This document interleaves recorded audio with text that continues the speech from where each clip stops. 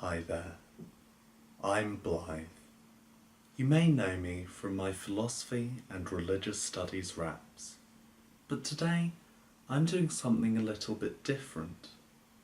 Today is the first in my religious studies podcast series, helping you with your religious studies A-levels.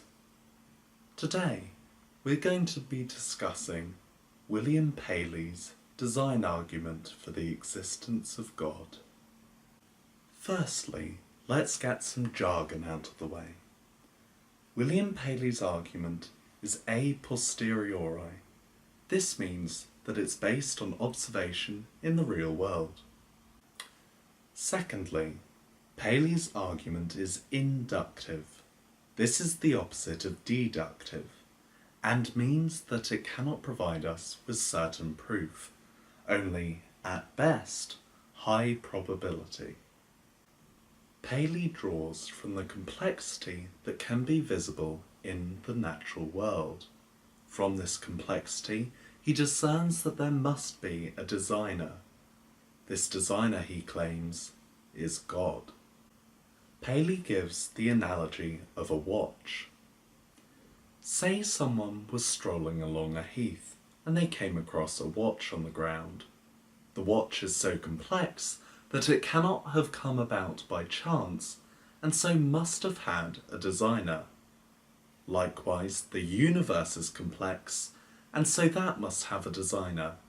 Yet the universe is so much more complex than a watch is, and so Paley decides that the only plausible explanation is that the designer of the universe is God. Hume levels a critique against design arguments. Although this isn't specifically against Paley's, it can easily be applied. His first critique is that the cause must only be proportional to the effect. If we look at the universe, it isn't as good as God is supposed to be, and so God seems unnecessarily great for a not so great universe. Secondly, Hume points out that the evidence for evil in the world seems to suggest, at best, a limited designer. This is definitely not the God of classical theism, and isn't the God that Paley is trying to argue for. Thirdly, Hume argues that analogies such as Paley's of the watch are flawed, as the universe is more like a vegetable rather than a watch, and vegetables reproduce on their own and design themselves, and so this seems to remove the necessity of a designer, in Paley's case, God. Fourthly, Hume argues that comparing a designer in the human world to God as a designer seems to be anthropomorphism. This means that we are just giving God human traits, and again this seems to limit him. And fifth, Hume claims that the universe could well have just come about by chance. If this is the case, there is no necessity for a designer at all. Despite Hume's critique, there are still some strengths of Paley's argument. Strength 1. For some Christians, including Richard Swinburne, this appeals as the simplest option, to have one God who causes all this complexity in the universe. You could also bring in Occam's razor, which claims that we shouldn't multiply beyond necessity. We only need one God, and that accounts for all of this complexity. 2. Paley argued that perhaps evil is an unavoidable consequence of having good. This is further supported by more modern arguments, such as the free will defence and process theology. We'll go into these in later episodes. 3. Some, such as Richard Swinburne yet again, argue that Paley is right to see the Christian God as the designer of nature. Swinburne claims that God is just responsible for setting off the process of evolution. 4. Paley's argument is also supported by the anthropic principle. This claims that the chances for human life are so minimal that it can't have come about by chance. Therefore, there must have been a designer or an original cause of this. This is, in Paley's case, God. 5. Although inductive arguments can't provide us with certain proof, they do use empirical evidence.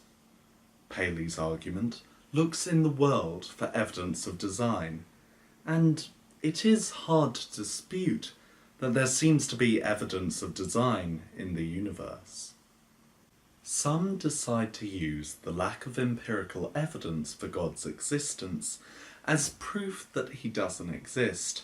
However, the design argument can act to counteract this, since it shows that there is evidence of design in the world.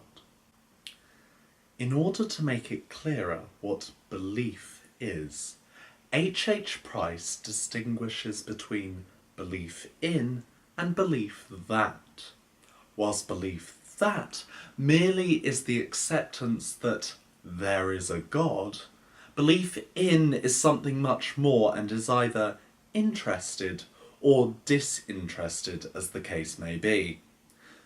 For example, even Satan can believe that God exists, but whether he believes in God is a different matter. If we were to compare these two to reason and faith, belief in God would be the equivalent to faith, whilst belief that God exists would be the equivalent to reason. Pope John Paul II claimed that we need both reason and faith in order to understand the truth about God. There is a debate as to how useful Paley's argument actually is. On the one hand, fideists, those who claim that faith alone is necessary for truth, discard his argument, as it uses both reason and faith, and they see reason as not necessary. At the other end of the spectrum, the strong rationalists, those who claim that reason alone is necessary for truth, also discard the argument, as it uses reason and faith, and they see faith as not necessary. However, scholars such as Pope John Paul II would agree with his theory, since it uses both reason and faith, and he sees both as necessary. It also appeals to H. Price's distinguishing between belief in and belief that. Whilst belief that is reason, belief in is faith, and so it uses both of these aspects of belief. I hope that you enjoyed this video. Like I said, this was a little different, so let me know if you liked it. My plan is to release multiple of these videos in quick succession.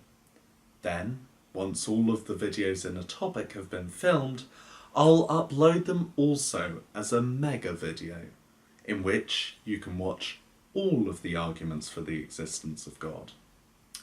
This allows you to choose whether you want to watch a specific argument for the existence of God, or all of them together. Have a good evening, or morning, or afternoon, or whatever time of day it is for you. Bye bye.